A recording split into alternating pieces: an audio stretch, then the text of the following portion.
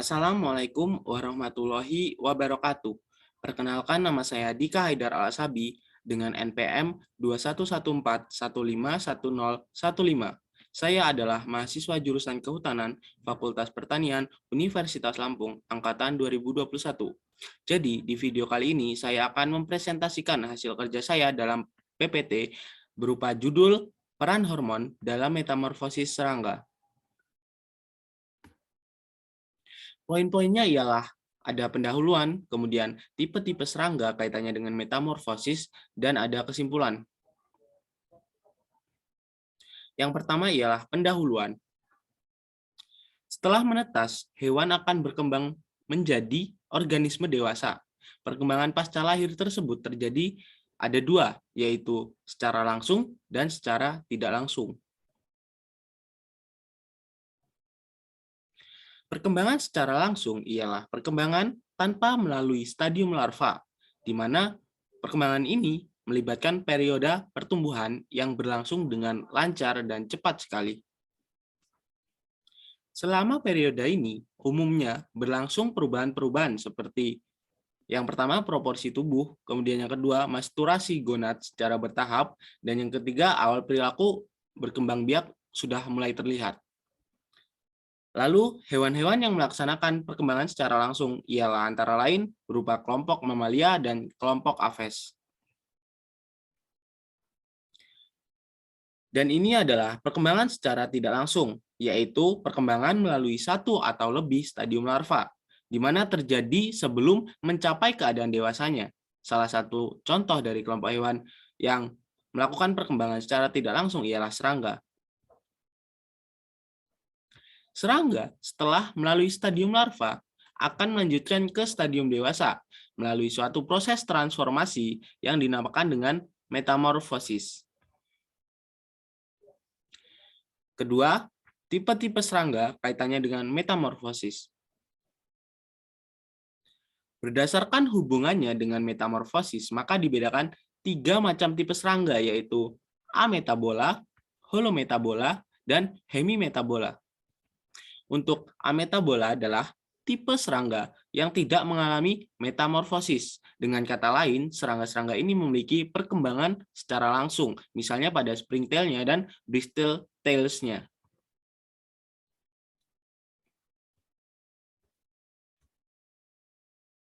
Lalu, hemimetabola merupakan tipe serangga yang mengalami metamorfosis secara bertahap, di mana pada serangga ini ketika menetas sayap hanya merupakan tunas saja dan bentuk tubuhnya tidak sebanding dengan bentuk tubuh hewan dewasanya.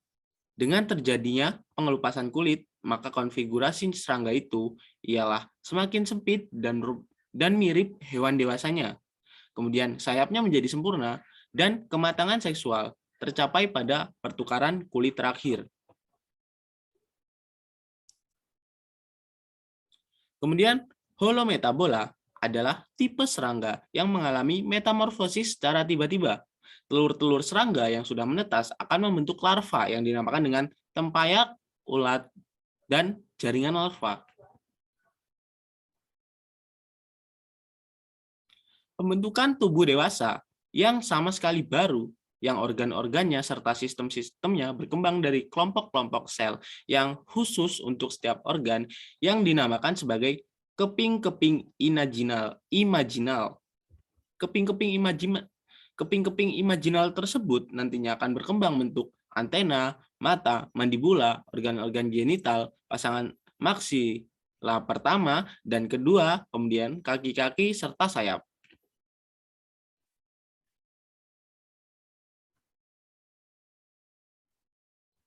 Mekanisme kerja hormon dalam metamorfosis. Peranan hormon dalam metamorfosis meliputi proses pengelupasan kulit larva, kemudian pembentukan pupa pada serangga holometabola, dan pengelupasan kulit nimfa pada serangga hemimetabola. Hormon yang berperan dalam metamorfosis terdiri atas tiga macam, yaitu hormon otak, hormon molting atau egg dyson, dan hormon juvenil.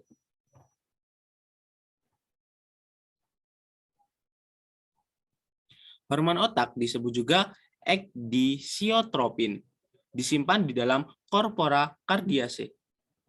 Hormon molting atau Ecdison dihasilkan oleh kelenjar protoraks, suatu segmen pada tubuh serangga.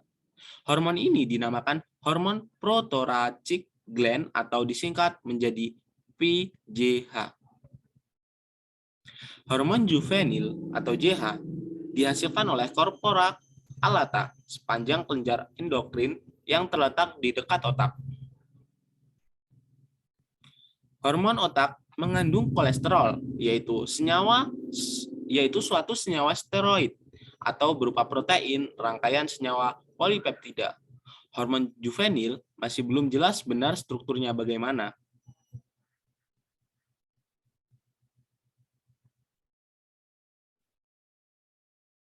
Secara berkala, sel-sel neurosekretori di dalam otak menggunakan suatu hormon otak, yaitu disiotropin. Hormon ini yaitu merangsang kelenjar protoraks dan menghasilkan ecdison. Selanjutnya, ecdison ini akan merangsang pertumbuhan. Kemudian, epidermis menggerakkan suatu kutikula baru dan menyebabkan dimulainya proses pengelupasan kulit atau molting. Gangguan terhadap proses pengelupasan kulit.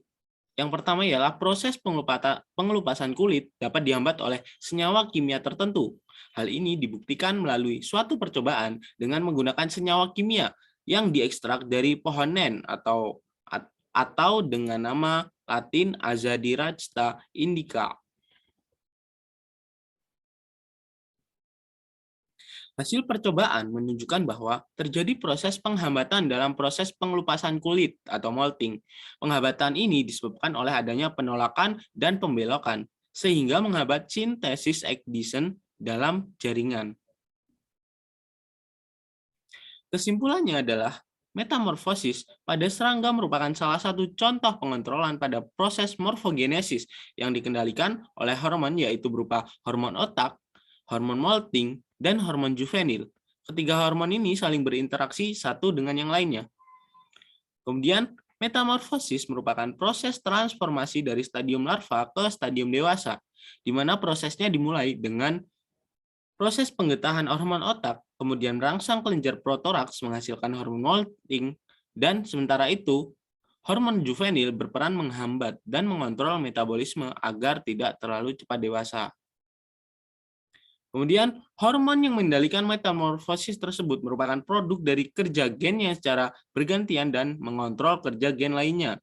Hal ini dapat dilihat pada kromosom di mana pada pita-pita tertentu terbentuk PUF, yaitu tempat berlangsungnya sintesa mRNA. Bila sistem endokrin atau neuroendokrin larva mengalami gangguan, maka akan mengakibatkan terhambatnya proses pengelupasan kulit dan gangguan pertumbuhan, bahkan bisa menyebabkan kematian. Gangguan itu bisa berasal dari senyawa-senyawa kimia tertentu. Cukup sekian yang dapat saya sampaikan, kurang lebihnya saya mohon maaf. Saya akhiri. Wassalamualaikum warahmatullahi wabarakatuh.